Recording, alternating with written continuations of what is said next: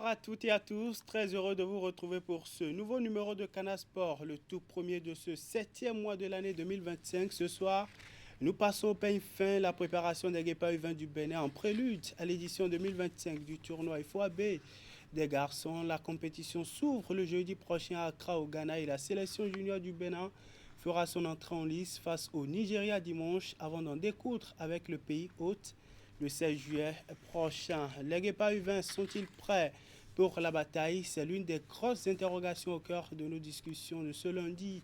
Et puis nous reviendrons sur le bilan et les perspectives du stade des Amazones du Bénin en terre marocaine déroulé du 27 juin au 3 juillet 2025. À ce propos, nous aurons en direct depuis Porto Novo dans cette émission le sélectionneur national Abdoulaye Ouzérou. Et puis justement au-delà du sport roi, le rugby et le maracana sont aussi des disciplines au menu de cette émission qui vous tiendra en haleine pendant 52 bonnes minutes. On développe tout ceci derrière cette transition.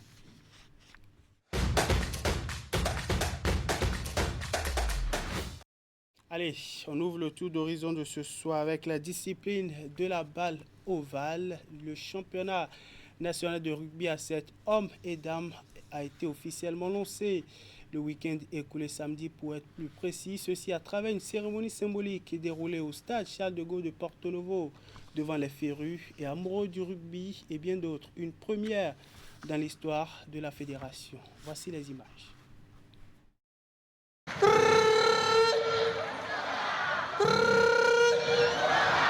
Un cri symbolique et surtout propre à la discipline de la balle ovale.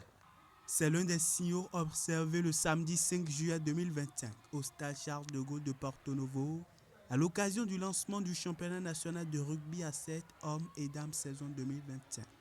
Une cérémonie de lancement empreinte de plusieurs étapes, dont les animations et défilés des différentes équipes affiliées à la fédération.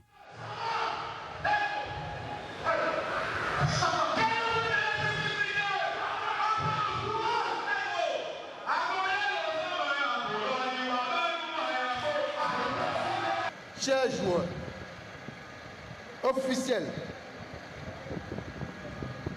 je veux dire que vous êtes l'âme de ce championnat à travers vos performances, votre esprit d'équipe et votre fair play. Vous incarnez les valeurs du rugby, respect, solidarité, courage, discipline et passion.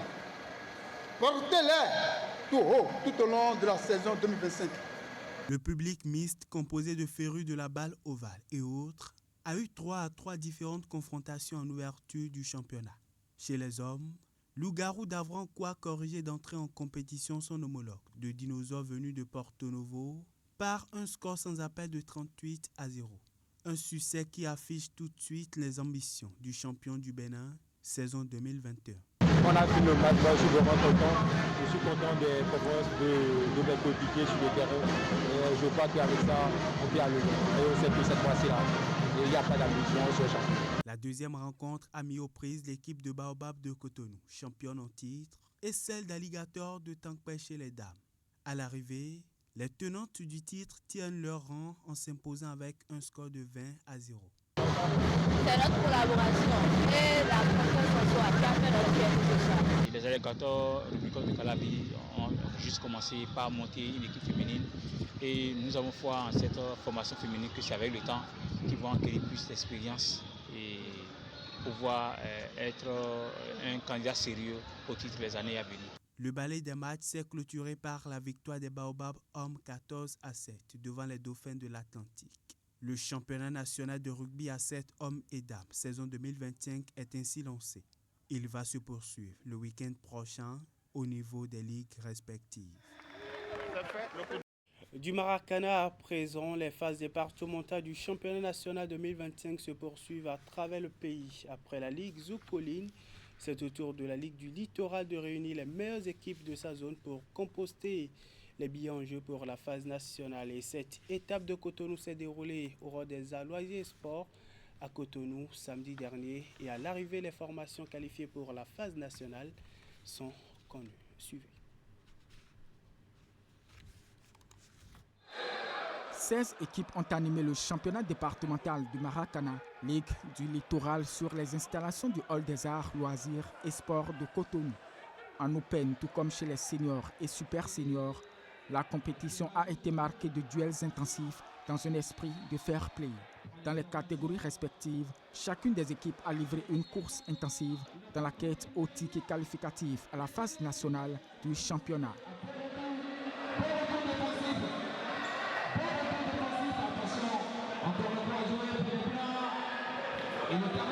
Chez les juniors, les joueurs de Pyramide Maracana Club réussissent à survoler la concurrence. Ils s'offrent une victoire 2-0 en finale devant Assoum Dewenu et s'adjugent le trophée. Maracana Club de l'Amitié s'en sort avec un doublé. Dans les catégories super seniors et seniors, l'équipe de MCA touche le Graal au terme de finale disputée jusqu'aux fatidiques séances des tirs au but. Je me sens très heureux. Si mes petits n'avaient pas été disqualifiés, on allait faire le triplé. Comme on le dit, seul le travail paye. MCA, c'est plus qu'une famille, c'est une institution.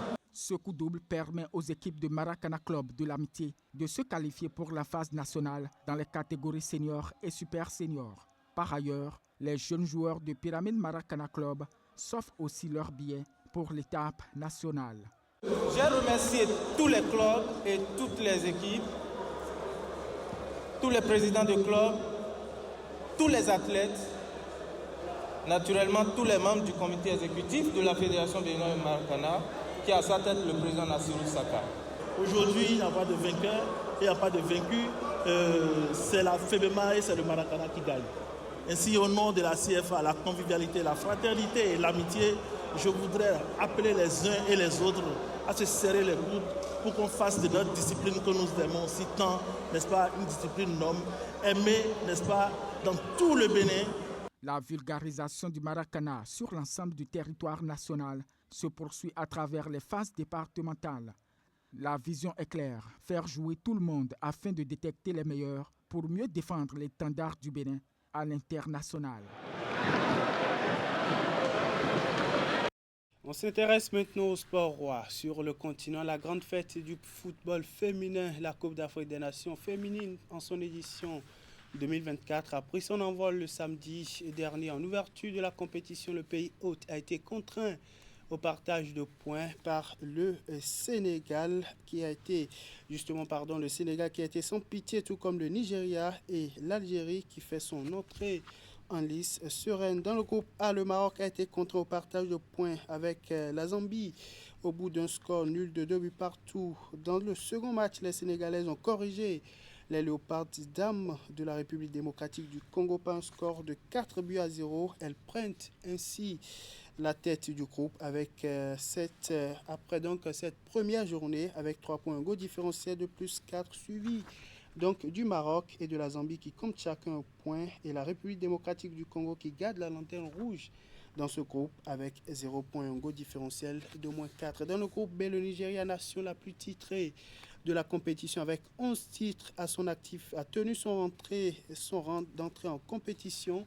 Les Super Falcons ont dompté par 3-0 leurs homologues de la Tunisie et puis l'Algérie a battu par la plus petite des marques le Botswana 1-0. Le Nigeria loge à la première place du groupe avec 3 points et un goal différentiel de plus 3 suivi de l'Algérie 3 points plus 1 et le Botswana 0 points moins 1 puis la Tunisie qui loge à la dernière place dans ce groupe avec 0 points, un goal différentiel de moins 3. Il faut dire que la première journée de la phase des groupes s'est poursuivie ce lundi avec à la clé 2 différentes rencontres à suivre. Afrique du Sud, Ghana, bien entendu, la première rencontre de cette journée qui a vu les Sud-Africaines championnes en titre s'imposer par un score de 2-0 à leurs homologues Black Queens du Ghana. Et en ce moment même se joue le second match entre la sélection féminine du Mali et celle de la Tanzanie. Je vous l'ai annoncé en début de cette émission, les Amazones juniors et seniors ont bouclé leur stage au Maroc, un stage pour préparer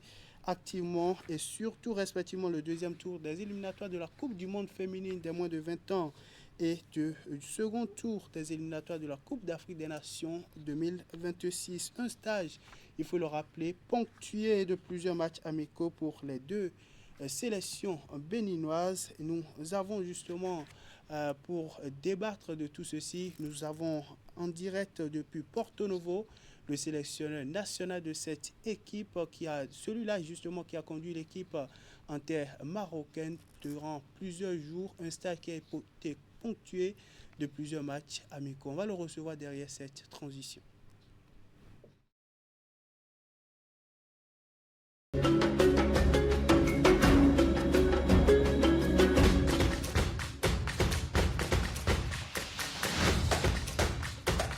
Bienvenue à cette nouvelle édition de Canal Sport, notre rendez-vous hebdomadaire qui, chaque semaine, vous permet d'avoir des nouvelles du monde sportif béninois et d'ailleurs. Matteo Arlenvi, vous le connaissez? Oui.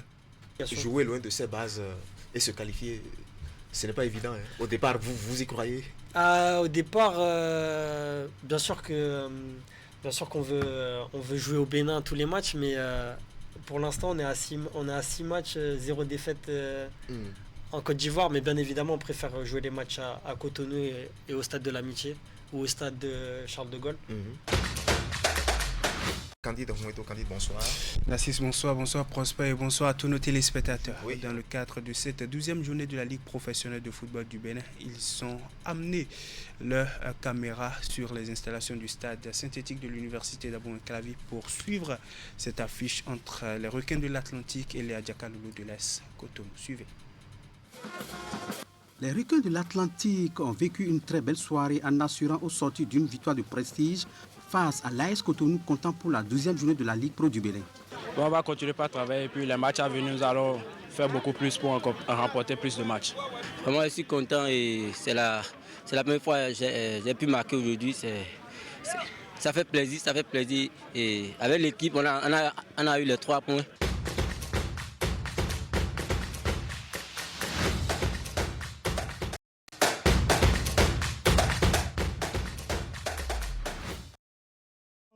Et au bout du fil, Abdoulaye Ouzerou, c'est son nom, c'est celui-là qui a encadré les Amazones juniors et seniors en terre marocaine du 27 juin au 3 juillet 2025. Coach, bonsoir. Bonsoir à vous et bonsoir à toutes et à tous. Vous avez conduit le groupe composé des Amazones seniors et juniors au Maroc du 27 juin au 3 juillet dernier au cours donc de leur stage en terre marocaine pour préparer du côté des Amazones juniors les éliminatoires, le deuxième tour pour être plus précis, des éliminatoires de la Coupe du monde féminine de la catégorie et du côté des seniors, les éliminatoires de la Coupe d'Afrique des Nations 2026. Dites-nous d'abord, comment est-ce que vous avez eu droit à ce stage? Est-ce que c'était un stage négocié par le staff technique? Ah oui, bon c'est vrai que je ne sais pas comment dire comment on l'a eu, on l'a demandé. On l'a demandé et personnellement j'ai l'habitude de chaque congé ou chaque vacances quand même de faire des demandes de stage. Parce que vous n'ignorez pas que j'ai à charge une catégorie où les filles en fait à ce stage sont soit en première, soit en terminale. Donc en pleine année scolaire, j'ai souvent évité de faire des stages, mais j'ai souvent, par contre, dès qu'il y a les congés, que ce soit les congés de détente ou de Pâques ou de Noël, c'est des demandes. Et c'est dans ce sens que voilà, cette fois-ci on a eu beaucoup plus de chance. On a eu beaucoup plus de chance et c'est partout. Donc nos responsables nous ont accordé ce stage-là qui est très important. C'est bien cela. Coach, je vais parler un peu plus fort pour permettre à nos téléspectateurs de bien vous recevoir par ici. Abdoulaye Ouzerou, quel bilan ressort justement de ce stage des Amazones juniors et seniors au Maroc, aussi bien du côté des deux différentes équipes? Quel bilan? Quand on perd des matchs, forcément, on n'est pas content. En prenant la chose sous ses épingle, on dira que le bilan est négatif. Mais personnellement, je ne dirais pas qu'il est négatif parce qu'en fait, on l'a fait justement pour tirer des enseignements. C'est ça. Et on l'a fait en choisissant les adversaires qui, théoriquement, sont nettement au-dessus de nous. Parce que quand même, on a joué 3 nations qui font partie des 5 meilleures nations africaines. Voilà. l'Afrique du Sud qui est deuxième, placé deuxième. Le Ghana, le Maroc troisième, le Ghana quatrième. Donc, ce n'était pas anodin ce choix. On l'a fait parce que justement, ça veut très bien qu'il y a des échéances qui nous attendent et nous n'allons pas jouer contre une équipe nationale de moins de parties. Donc, on s'est dit, bon, autant quand même prendre tous les risques et de voir ce que nos filles ont réellement dans leur ventre contre les adversaires du calibre nigérien. Donc, c'était fait à dessein, hein, parce que je pense que si on avait vraiment envie de gagner des matchs, à coûte que coûte et d'avoir des primes de match, on aurait choisi d'autres adversaires parce qu'on avait la possibilité de jouer le Mali, on avait la possibilité de jouer aussi le Botswana jusqu'à la dernière minute. On a essayé de livrer ce match contre nous. Mais comme je vous l'ai dit, nous, on était dans une démarche, et la démarche était de jouer contre vraiment de grosses nations afin de voir nos lacunes. Et sur ça, je peux dire que c'est positif parce qu'on a vu ce dont on est capable et ce qu'il faut améliorer. C'est bien cela, coach. Vous êtes un technicien. Quelle analyse faites-vous sur le plan technique de vos différentes joueuses face aux différents adversaires? Vous avez cité tantôt le Ghana, l'Afrique du Sud et puis le Maroc pour les U20. Je dirais que tous les matchs ne se sont pas ressemblés. Quand je prends le match du Ghana, la première mi-temps qu'on fait, honnêtement, en foot féminin, je ne peux pas souvenir d'une telle mi-temps, que ce soit au niveau des A ou des U20. C'était franchement exceptionnel, parce que voilà, les filles ont produit quelque chose que voilà, je ne sais pas pourquoi elles sont transcendées, mais on aurait pu quand même mener le Ghana à cette première mi-temps, voilà, 4-1 sans problème, parce qu'on mène 2-1, mais on tape 3 fois le poteau, c'est cette première mi-temps. C'est ça.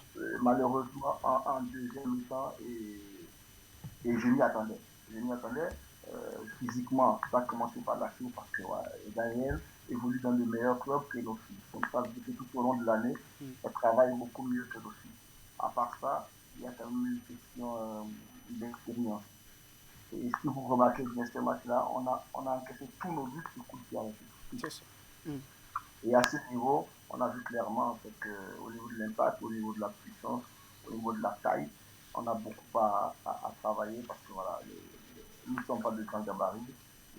Les Ghanéens étaient beaucoup plus grandes et à chaque fois qu'il y avait corner au coup franc et qu'elles arrivaient à prendre de l'élan, on était systématiquement battus dans les airs. Et ça, c'est un gros problème et ça fait poursuivre tout le stage où les buts encaissés en réalité, 90% des buts encaissés sur cette semaine de travail, c'était coup de pied arrêté. Et ça, donc je peux dire que quelque part, c'est pas mal, parce que ça veut dire que dans le jeu, on arrive à comprendre certaines choses, surtout la récupération collective du ballon, où je pense qu'il faut vraiment défendre collectivement.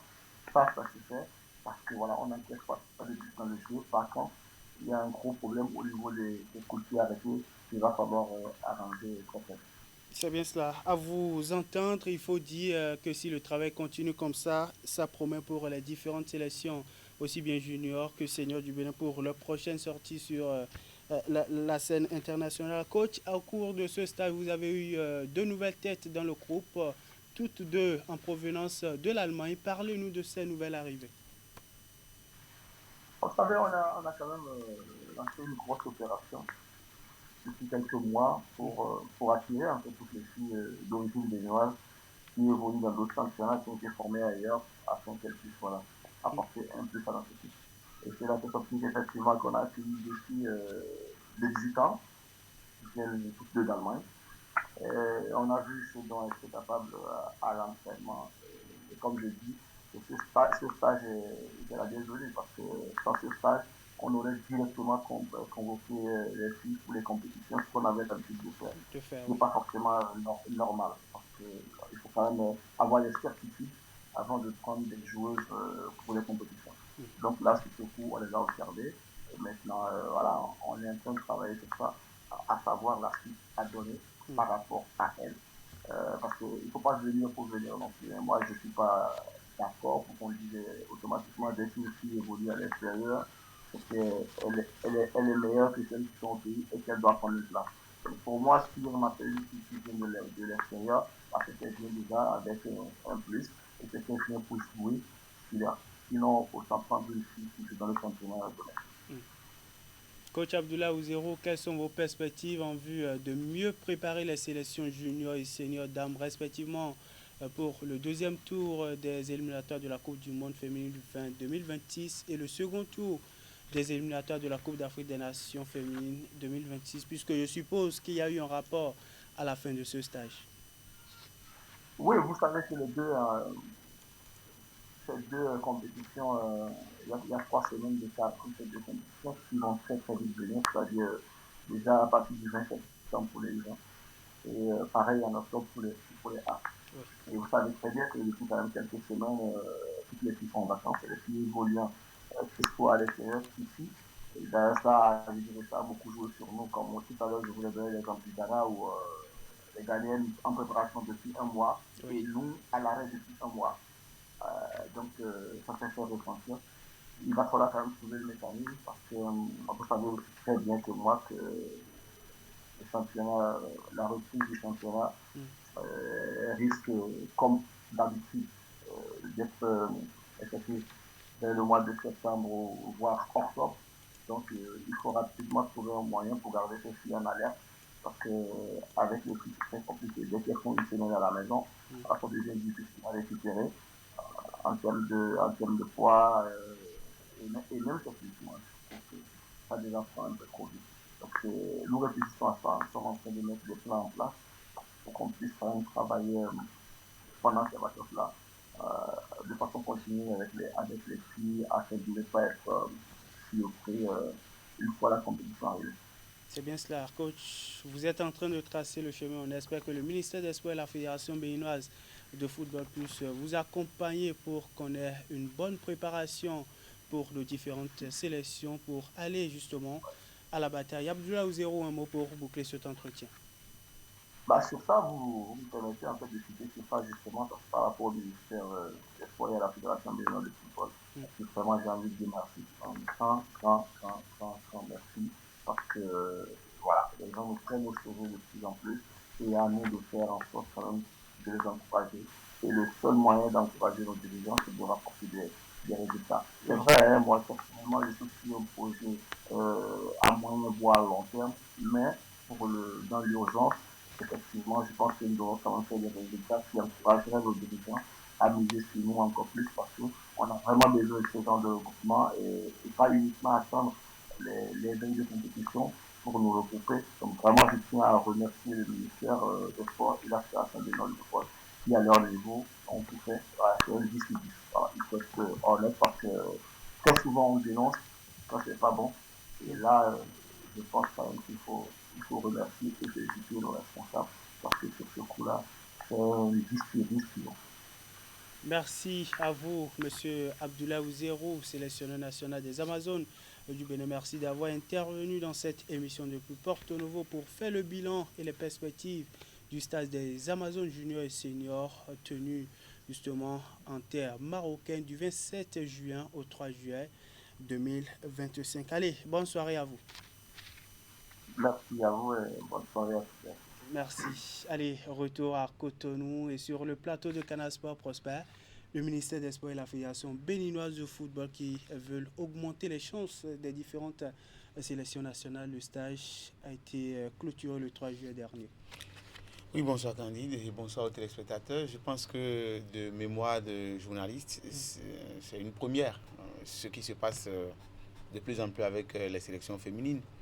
On n'a jamais donné autant de chances, autant de privilèges et autant de considération à nos filles. Cela veut dire qu'on a progressé. C'est pourquoi je ne veux pas voir le verre à moitié vide, comme le coach qui a d'abord fait un bilan négatif parce qu'on a perdu les rencontres avant de penser qu'on a progressé dans ce qu'on a fait.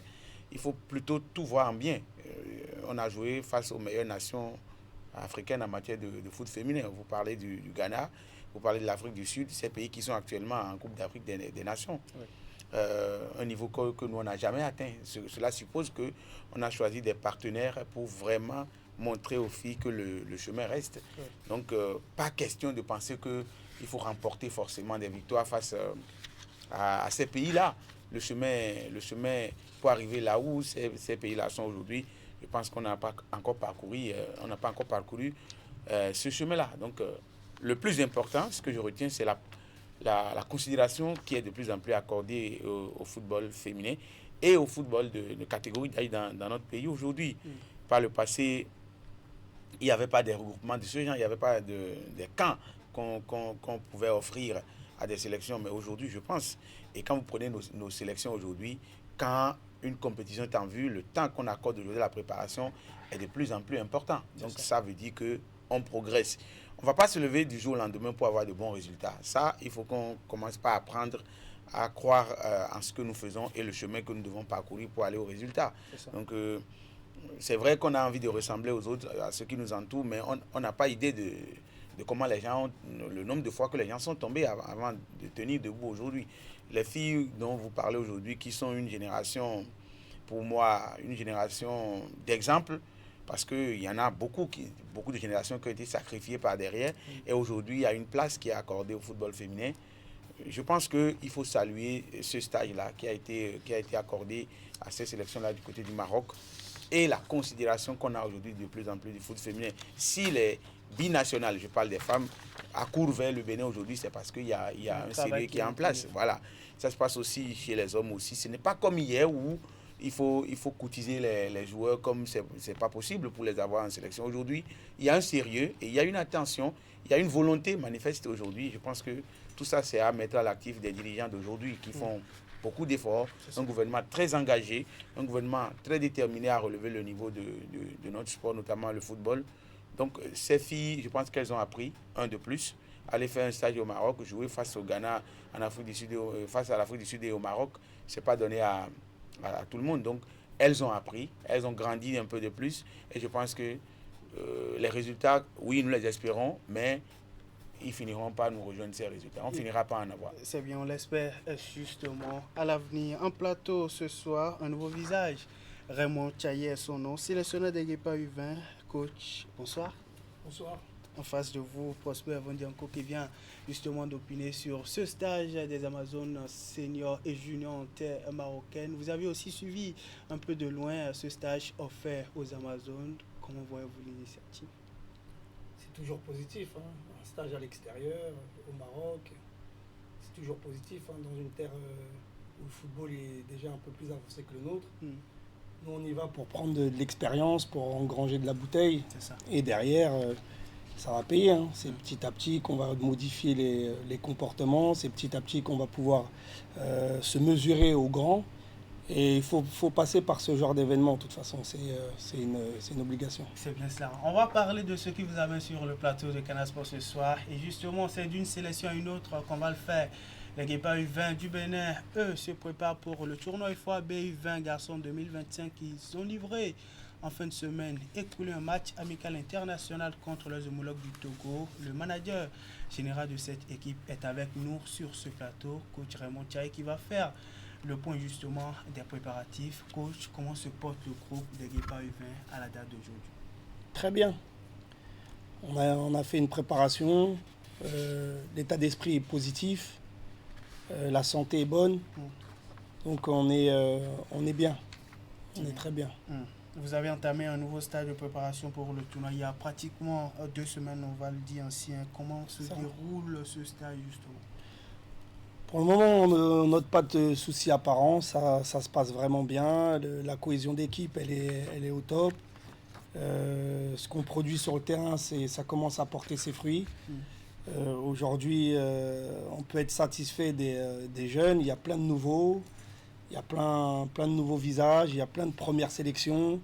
Je pense que tout est réuni pour qu'on puisse en tout cas compétir. C'est ça. Quels ont été justement, sinon, quels sont ces différents aspects et faits de jeu sur lesquels vous avez surtout misé lors des différentes sélections? On vous a vu à Porto Novo, après à Cotonou, avant justement ce match amical-là contre les éperviers U20 du Togo. Quels sont ces différents aspects qui ont été travaillés lors des différentes séances d'entraînement et qui ont justement été expérimentés face aux éperviers U20 du Togo? On a expérimenté déjà le jeu au sol, de plus balancer, bien conserver, savoir se projeter vers l'avant. C'est ça. Et il nous manque encore des petites finitions sur la finition. C'est la chose la plus dure dans le football, hein. C'est de marquer, hein, c'est pas d'avoir le ballon. Et comme c'est quelque chose de difficile, ça met beaucoup plus de temps. On va dire que cet aspect a beaucoup plus causé de difficultés à l'équipe lors de l'édition précédente. Vous avez d'ailleurs visualisé la récente participation des Guépards U20 au tournoi. Quels ont été justement ces autres défauts que vous avez pu remarquer lors de la récente participation des Guépards U20 au tournoi? Je pense, à mon avis, qu'aujourd'hui, on arrive à emmener le ballon dans des surfaces assez dangereuses. Par contre, on a du mal à finir nos actions, qui fait que tu peux remporter un match ou en tout cas prendre un nul. Et aujourd'hui, ça nous porte défaut. Mais c'est un défaut qui est apparent dans le monde entier aujourd'hui. Au niveau de l'attaque, on n'est plus très efficace. On n'a plus beaucoup d'attaquants vraiment comme on l'entend. On a des personnes qui marquent, on a des ailiers, on a des excentrés, on a des latéraux qui marquent, mais on n'a plus d'attaquants type qui sont capables de bien finir. Ouais. Ça se fait de moins en moins. On a beaucoup de milieux. Au pays, on a beaucoup de milieux. On en fait de moins en moins d'attaquants. Ouais. Qu'est-ce que cela, selon vous? C'est les modifications du football, hein. Vous savez, il y a des grands joueurs. Aujourd'hui, Mbappé, il aime bien jouer. Karim Benzema, c'est des gens qui aiment bien être dans le cœur du jeu. Ils ne sont plus forcément au poste. Et après, ça dilue au final. Tout le monde veut toucher le ballon. Vous n'êtes plus devant le but. Et derrière tout ça, vous manquez d'efficacité. Après, il y a le côté aussi génie, il y a le côté aussi talent pur que la personne peut avoir. Et qui va justement emmener cette profondeur de champ. Mais le fait que tout le monde maintenant manipule le ballon et que tout le monde peut marquer dans un match de foot, vous réduisez un peu le poste de l'attaque. De l'attaque. Prosper a suivi justement vos différentes séances d'entraînement. Prosper, les Guépards U20 qui s'activent pour le tournoi UFOAP en son édition 2025. Par le passé, les Guépards se sont rapprochés, sinon sont carrément montés sur le podium. Après, ça a été en quelque sorte une dégringolade pour la sélection junior du Bénin. Il y a beaucoup d'aspects qu'il faut souligner. Je commence d'abord par la chute du coach qui parlait de moins en moins d'attaquants de buteurs. C'est parce que mon impression à moi, on joue plus en équipe désormais, plus que par le passé. Quand vous prenez la génération des Lionel Messi, Cristiano Ronaldo, même un peu avant les Zidane, on connaît les buteurs des équipes, on connaît les attaquants des équipes, on sait que ce sont eux qui peuvent faire la différence, ce sont eux qui vont marquer les buts. Et de plus en plus, les défenseurs sont préparés à faire face à ces attaquants-là. Et quand on maîtrise ces attaquants dans une équipe, si vous ne savez pas faire, c'est que l'équipe ne s'en sort pas. Parce que tout l'espoir d'aller marquer des buts se porte sur ces attaquants-là, souvent. Et quand ils sont maîtrisés, parfois le match ne donne pas toute la clarté Et de plus en plus, on prépare maintenant les 11 à toute une équipe. Tout le monde peut marquer. Même les défenseurs peuvent aller marquer. On a vu face au Barça ce que l'Inter a fait avec Dumfries, le Néerlandais, qui est un défenseur, mais qui a réussi à planter 2 buts dans un match. Il y a de plus en plus ces choses-là que nous voyons. Quand vous prenez les clubs aujourd'hui, c'est toute une équipe qui joue. Ce n'est plus un attaquant à l'espoir de tout le monde. Ça fait que les attaquants ne brillent plus comme par le passé. Tout l'espoir n'est plus placé sur les attaquants. Donc, pour revenir à votre question, je pense que ça fait tout un ensemble de considérations. Hein. On a beaucoup plus de place aujourd'hui pour la préparation dans nos différentes équipes. Par le passé, quand on dit compétition, vous allez voir, c'est une semaine qu'on regroupe les gamins et puis on va à une compétition. Et je pense que cette pratique-là prend de plus en plus de recul dans les sélections. On se prépare beaucoup plus, même avant que la compétition ne soit reportée, l'équipe s'est très bien préparée. Et quand vous prenez la sélection, il y a une petite chance. On n'est pas trop coupé du championnat. Il n'y a pas eu trop de repos pour les joueurs. Et donc, il y a un peu d'espoir quand vous regardez un peu la marge de repos que les joueurs ont eu avant de se retrouver en préparation. Il y a eu une période de préparation. Après, la compétition est reportée. Ils sont revenus encore bien se préparer avec des gamins que nous connaissons qui ont fait le championnat, qui en ont un peu dans les tibias pour le moment. J'ai vu un groupe pour moi assez soudé avec beaucoup de jeunes qui ont partagé les mêmes clubs par ici. Des jeunes qui ont fait beaucoup de matchs dans la saison. Je prends les gardiens, il y a Raman qui a déjà goûté à la sélection avec les A. Vous avez, c'est de l'expérience, c'est de l'assurance, ça motive davantage quand vous avez déjà évolué à ces niveaux-là et que vous avez un jeune âge pour continuer. Donc je pense que le technicien a un peu de chance par rapport à tout ce que nous savons par le passé.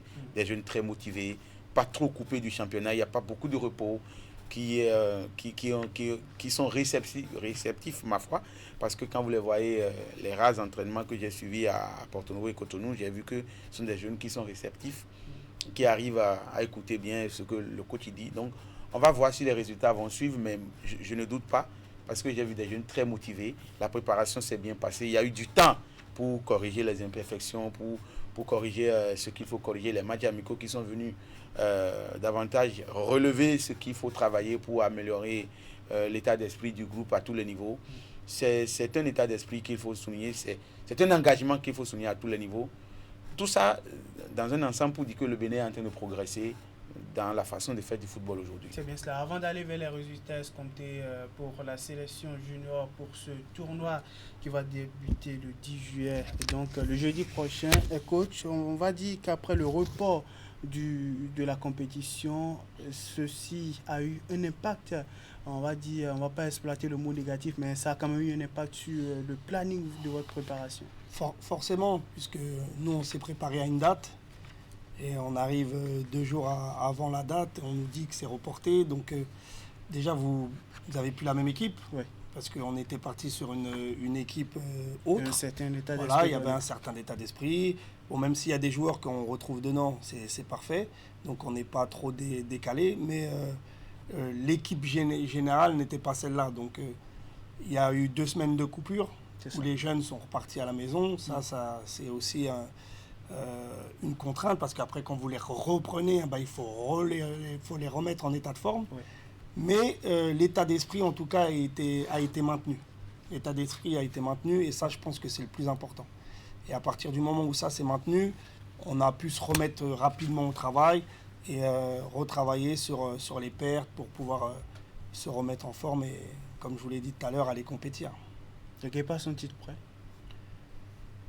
Nous, on est prêts, nous. On fait ce job pour ça, hein. On fait ce job pour ça. Et les jeunes, ils ont travaillé autant pour ce genre de compétition. On est prêts. Maintenant, il faut être réaliste. Le verdict, il va se faire le jour du tournoi, dans le rectangle vert. Il y aura 90 minutes pour moi, 90 minutes pour l'équipe adverse.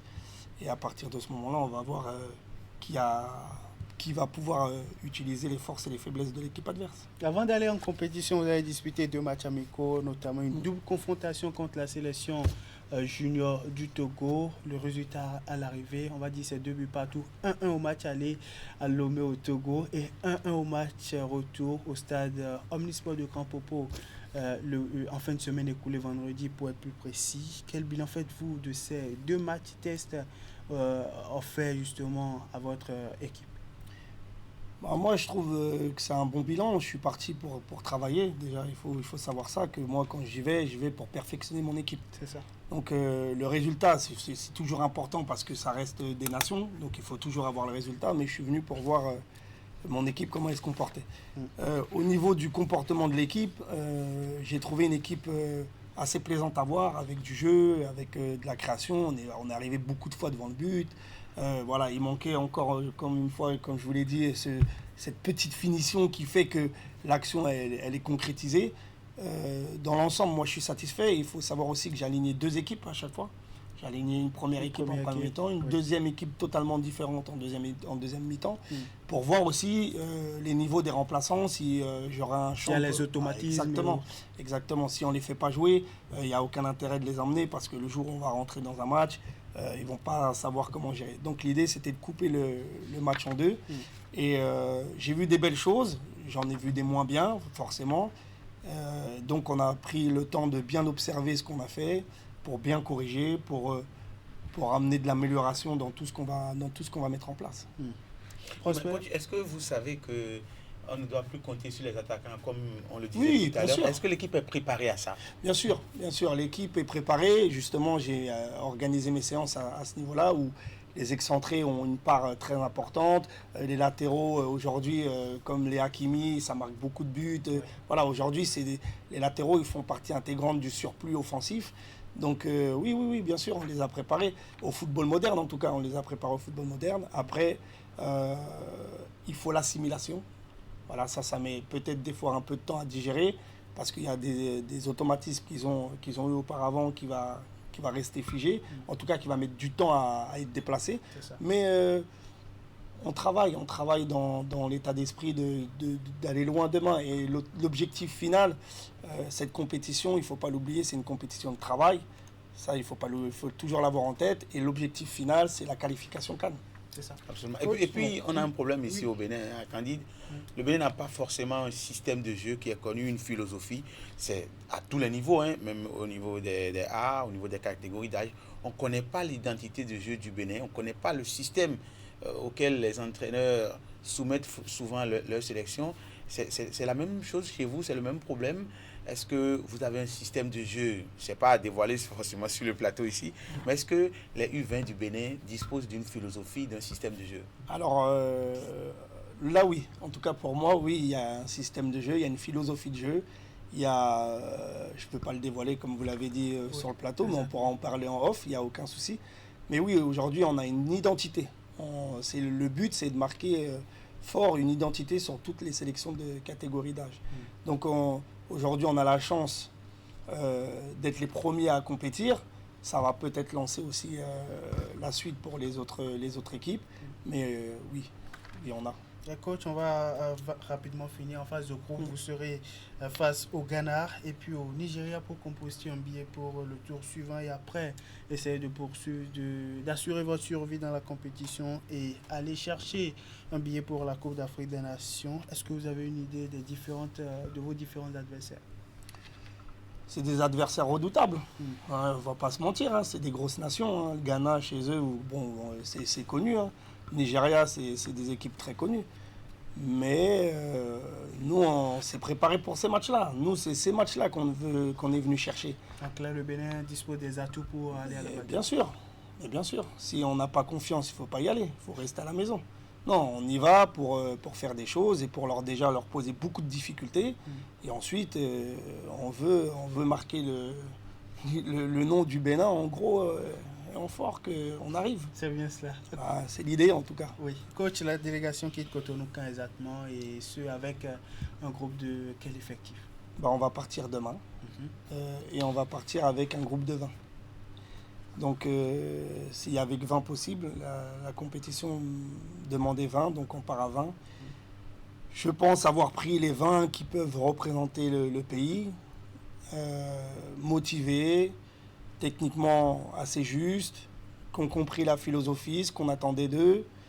Donc aujourd'hui, on attend que ça, hein. Il n'y a plus qu'à, hein. On verra comme tous les matchs, ça va se jouer après les 90 minutes. Avec vos joueurs, quel est l'objectif que vous vous êtes fixé? Mais je pense comme tous les pays, on s'est fixé un objectif qui est très clair. On veut aller au bout. Tout le monde veut aller au bout. C'est l'idée.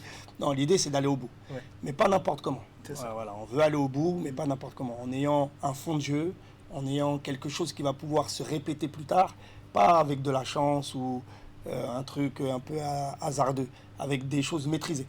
Parce qu'en fait, on veut répéter plusieurs fois ces échéances.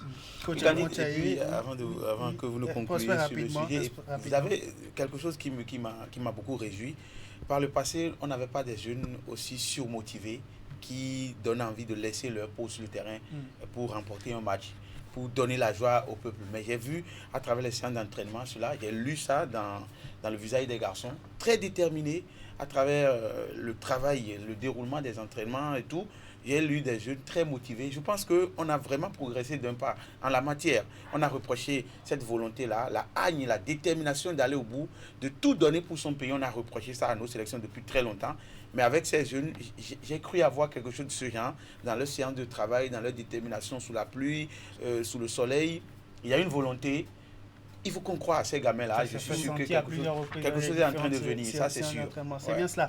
Tiens, on va finir rapidement avec votre mot de fin pour boucler cet entretien. Pourquoi pas faire un appel au public sportif béninois de vous soutenir pour cette compétition pour laquelle vous visez justement la première place. Le soutien, pour moi, il est inconditionnel. Il faut que le pays soutienne ses sportifs. Ça, c'est une obligation. Après, je tiens à leur dire merci déjà pour la confiance qu'ils ont eue de me placer à ce poste-là. Je remercie le ministère, la fédération, toutes les personnes qui ont œuvré, en tout cas pour qu'aujourd'hui je sois sur le territoire et que je puisse œuvrer avec les équipes de catégorie d'âge. Moi, on se met tous derrière ces petits jeunes, tous derrière les féminines, tous derrière toutes les compétitions qu'il y a du Bénin. Aujourd'hui, il faut qu'on soit derrière toutes les compétitions du Bénin. Il faut montrer l'unité du pays et je pense qu'il n'y a que comme ça qu'on va pouvoir progresser. On va vous souhaiter bonne chance pour le tournoi FOAB Accra 2025 qui va se tenir du 10, qui va justement prendre son envol à partir du 10 juillet prochain et revenez justement par ici avec des trophées et des médailles. Merci à vous, coach Raymond Thiaye, d'être passé par ici, faire avec nous le point des préparatifs de la sélection junior en prélude à cette compétition qui s'ouvre donc dans quelques jours. Il faut le rappeler, le Bénin joue le Ghana et le Nigeria en phase de groupe de cette édition. Allez, on va prendre une pause et justement amorcer la dernière rubrique de cette émission en exclusivité ce soir. Nous allons parler du 65e anniversaire d'indépendance du Bénin, notamment d'une activité annuelle organisée chaque année à l'occasion des festivités. On installe nos invités.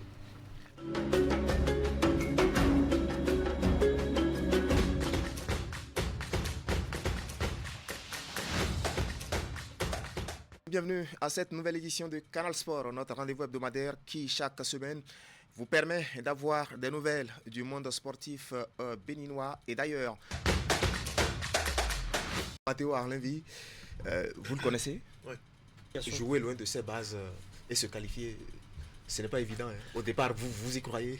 Au départ, bien sûr qu'on veut jouer au Bénin tous les matchs, mais pour l'instant, on est à 6 matchs, 0 défaite en Côte d'Ivoire, mais bien évidemment, on préfère jouer les matchs à Cotonou et au stade de l'Amitié ou au stade de Charles de Gaulle. Candide Moueto, Candide, bonsoir. Nassis, bonsoir, bonsoir Prosper et bonsoir à tous nos téléspectateurs. Oui. Dans le cadre de cette 12e journée de la Ligue professionnelle de football du Bénin, ils ont amené leur caméra sur les installations du stade synthétique de l'université d'Abou-Clavi pour suivre cette affiche entre les requins de l'Atlantique et les Adjaka-Loulou de l'Est Cotonou. Suivez. Les requins de l'Atlantique ont vécu une très belle soirée en assurant au sortir d'une victoire de prestige face à l'AS Cotonou, comptant pour la 12e journée de la Ligue Pro du Bénin. On va continuer par travailler et puis les matchs à venir, nous allons faire beaucoup plus pour remporter plus de matchs. Moi, je suis content et c'est la première fois que j'ai pu marquer aujourd'hui. Ça fait plaisir et avec l'équipe, on a eu les 3 points.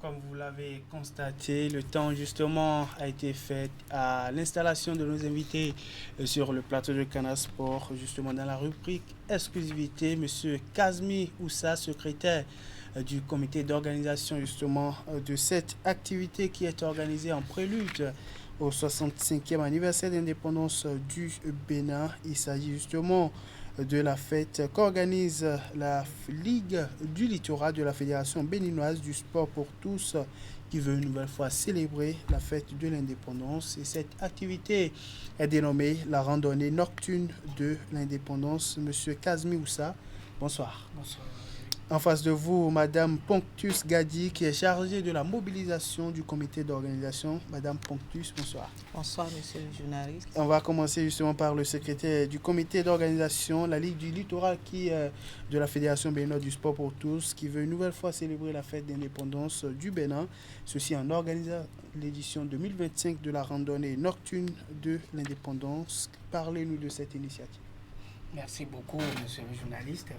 Oui, la Ligue littorale du sport pour tous, qui est un des membres de la Fédération béninoise de sport pour tous, tient à organiser cette année sa 4e édition de randonnée nocturne de l'indépendance le 31 juillet 2025.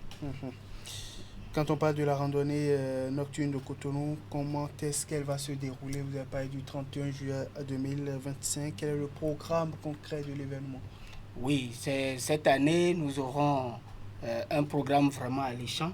Et nous aurons la marche au flambeau que nous allons faire, qui va se dérouler le soir du 31 juillet, déjà à 20h, à commencer par l'Étoile Rouge pour prendre les artères sélectionnés dans Cotonou, dans tout Cotonou jusqu'à Akpakpa, et revenir encore à l'Étoile Rouge. Après la marche pro, nous aurons les festivités, des démonstrations fitness des clubs de sport de Cotonou qui vont se dérouler à l'Étoile Rouge avec l'agrémentation de l'événement, avec la présence des orchestres comme les Super Rindonamboua pour toujours agrémenter la fête pour que la fête soit toujours belle. Vous nous invitez justement à cette fête. Madame Ponctus, la randonnée nocturne de l'indépendance 2025, qui sont ceux qui peuvent justement participer à l'événement? Merci, monsieur le journaliste. Tout le monde peut participer à cet événement. J'invite toute la population béninoise, et filles comme garçons, vieux comme jeunes, tout le monde à participer, surtout mes Amazones. Je les invite massivement pour qu'elles assistent à cet événement phare de la Ligue. Vous invitez aussi les guépards. Monsieur Kazmi, le thème de la randonnée nocturne de l'indépendance de cette année est intitulé « Le sport, un vecteur d'unité sociale et de paix durable ». Qu'est-ce qui a motivé le choix de ce thème? Oui, le choix de ce thème, vous le savez très bien qu'à travers le sport, nous essayons toujours. Le sport est un événement rassembleur du peuple. Le sport est un événement de cohésion nationale qui amène tout le monde à être vraiment dans la joie, à se donner toujours la main. Donc, le choix de ce thème cette année nous amène à commémorer le 65e anniversaire de la cession à notre indépendance dans la joie, dans l'unité, avec tout le peuple, hommes et femmes, enfants et grands. Nous sommes ensemble au Bénin pour faire la fête. Le sport, c'est un événement de fête, c'est un événement de joie, de réunion de tout le monde, de tous les horizons. Nous appelons tout le monde, tous les Béninois de venir, tous les sportifs, tous les amateurs, les randonneurs à venir pour faire la belle fête avec nous. Faire la fête et surtout en bonne santé. À la date d'aujourd'hui, quel est le point des préparatifs? Oui, les préparatifs vont bon train, nous évoluons très bien et avec des bonnes volontés qui veulent bien nous accompagner. Et la mobilisation se fait avec l'Amazon qui est avec nous. Et nous sommes là actuellement à organiser parce que dans quelques jours, nous allons déjà démontrer ce que nous savons faire. Nous saluons déjà la police républicaine et aussi les militaires qui sont déjà là à pied d'œuvre avec les réunions pour pouvoir mieux organiser, mieux cadrer cela dans tout Cotonou. Dans tout Cotonou. Madame Ponctus Gadi, vous êtes chargée de la mobilisation. Monsieur Kazmi l'a évoqué dans le comité d'organisation. Où en êtes-vous en ce qui concerne la mobilisation autour de cette édition 2025 de la randonnée nocturne de l'indépendance de Cotonou? En ce qui concerne la mobilisation, et j'invite et j'exhorte tout le monde. On a déjà participé à cela une fois et pour les randonnées. Maintenant, on continue toujours de le faire. Je vais vers les clubs de sport et les associations et les membres de la fédération, les membres de la ligue, vers les districts parce que particulièrement aujourd'hui, il y a un démembrement au niveau de la Ligue et les districts. Et je vais vers tout le monde et je les invite à participer massivement à cet événement. Et j'exhorte tout le monde, vous-même les journalistes, on sera bel et bien là. Oui, venez nous assister. Ce serait un événement phare pour notre pays parce que ça fait 65 ans d'indépendance. Oui. Donc il faut y assister. Merci pour l'invitation, M. Kazmi. Un mot justement pour boucler cet entretien qui fait justement lumière sur l'édition 2025 de la randonnée nocturne de l'indépendance qui a été organisée cette année à l'occasion du 65e anniversaire d'accession du Bénin à la souveraineté internationale. Oui, pour le moment de fin, je vous remercie et je remercie tous les participants des éditions passées et je les réitère encore notre engagement à organiser cette 4e édition qui est pour le 31 juillet 2025 à partir de 20h à l'Étoile Rouge. Et je dis déjà merci et au corps, à la partie militaire qui est toujours là parce que la randonnée de l'indépendance n'est pas seulement les sportifs, n'est pas seulement la partie civile, nous avons la partie militaire, la partie civile. Donc nous avons toujours un point de rencontre où nous démontrons toujours que l'accession à notre indépendance au Bénin n'a pas été faite seulement par les militaires, mais il y a aussi la partie civile qui ont fait dans la cohésion sociale, dans la cohésion nationale, nous avons pu accéder à cette indépendance. Donc j'invite tout le monde ce 31 juillet 2025 à être de la partie avec nous. En clair, toutes les couches sociales sont invitées. Madame Ponctus Gadji, un mot pour finir. Oui, un mot pour finir. Et je vous remercie, je remercie d'abord toute la population et je les invite massivement, tout le monde, tous ceux qui sont même les vacanciers, ceux qui sont venus en vacances dans notre pays, ils n'ont qu'à venir participer à l'événement de la randonnée de 31 juillet pour voir comment ça se passe. Parce que pour cette fois-ci, ce serait spécial par rapport au passé. Qu'est-ce qu'il y aura de spécial? Il y aura beaucoup de choses. Il y aura les danses kaleta, les guélédés, et les guélis, on les appelle les guélis, non? Et il y aura beaucoup de choses quand même.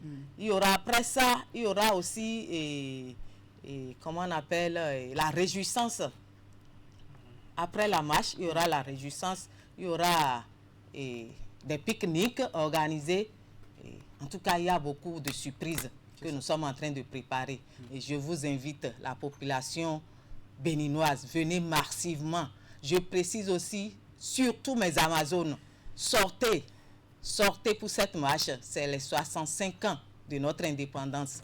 Je vous remercie. Nous vous remercions également, Madame Ponctus Gadji et Monsieur Kazmi Oussa. Merci d'être passé par ici, nous parler de l'édition 2025 de la randonnée nocturne de l'indépendance de cette année qui est organisée en l'honneur justement au 65e anniversaire d'accession du Bénin à la souveraineté internationale. Et c'est ici que s'achève le rendez-vous sportif hebdomadaire de ce lundi 7 juillet 2025. Merci à tous et à chacun d'être restés en notre compagnie durant près d'une heure de temps. Augustin Vidécon, Jules Etio,